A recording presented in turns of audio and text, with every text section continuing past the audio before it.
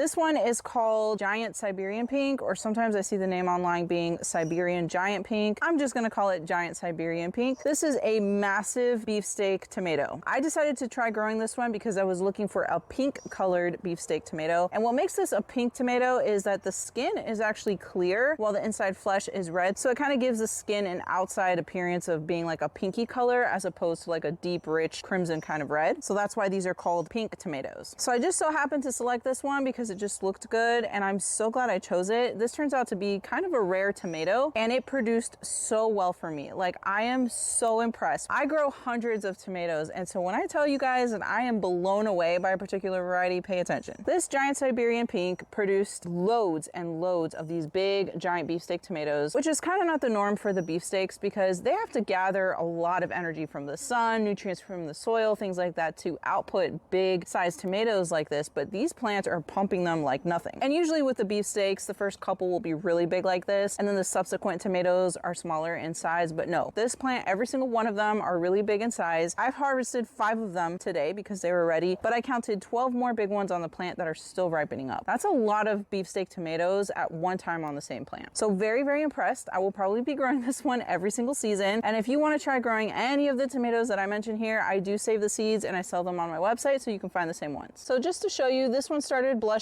It's like a light pink color. This one is a little bit more ripened, so it's a darker kind of pink color, but just really heavy, massive tomatoes. And I have never tried this one before. This is the first time I'm growing it, so I'm super excited to slice into it. Let me slice into this one. All right, so here goes. Very juicy. I just see all the juices running out, and man, this is a meaty tomato. It looks great. This is what you want to see when you're looking for a tomato that's good for sandwiches.